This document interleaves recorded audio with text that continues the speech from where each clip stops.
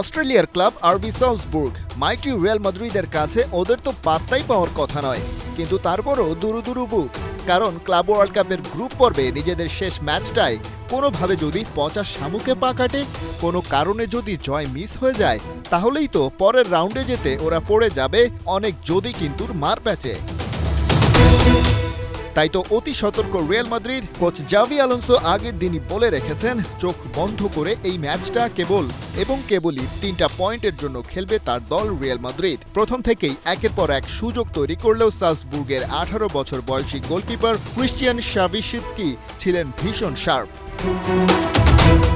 তবে বেশিক্ষণ নিজের গোলভারটা আগলে রাখতে পারেননি, কারণ রিয়ালের অ্যাটাকিং লাইন আপে এদিন যে ছিলেন ওদের ব্রাজিলিয়ান রিক্রুট ভিনিসিয়াস জুনিয়র। ম্যাচের 40 মিনিটে তার সুবাদেই প্রথম লিড নেয় লস ব্ল্যাঙ্কোস। খানিক আগে তারই একটা পয়েন্ট ব্ল্যাঙ্ক রেঞ্জের শট আটকে দিয়েছিলেন অস্ট্রেলিয়ান ক্লাবটার গোলকিপার। তবে এবারে জুডে বেলিংহ্যাম পারফেক্টলি পাস দিয়েছিলেন তার ব্রাজিলিয়ান সতীর্থকে।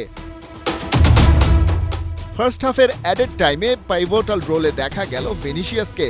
ডি বক্সে একটা লস বল ব্যাক হিলে ঠেলে দেন ফেদেরিকো ভালভার্দেকে। সেই মৌকা ভালোভাবেই কাজে লাগান ওদের উরুগুয়ান রিক্রুট।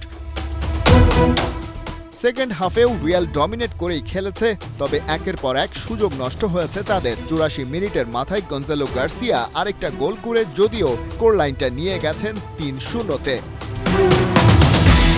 এই জয়ের সুবাদে টুর্নামেন্টের এইচ গ্রুপ থেকে চ্যাম্পিয়ন হয়েই রাউন্ড অফ 16-এ নাম লেখালো স্প্যানিয়ার্ডরা। 2 জয় আর 1 ড্রয়ে 7 পয়েন্ট তাদের। এই গ্রুপে 2 নম্বরে থেকে কোয়ালিফাই করেছে সৌদি প্রো লিগের ক্লাব আল হিলাল। একটা জয় আর 2 ড্রয়ে তাদের পয়েন্ট 5। একই সাথে সেট হয়ে গেছে ওদের নকআউট স্টেজের লাইন আপও। সেখানে রিয়ালের প্রতিপক্ষ হবে এইচ গ্রুপের runners up Italian giant Juventus. Al হিলালের প্রতিপক্ষ ওই একই গ্রুপের champion Manchester City. Khalid Jamil, 71।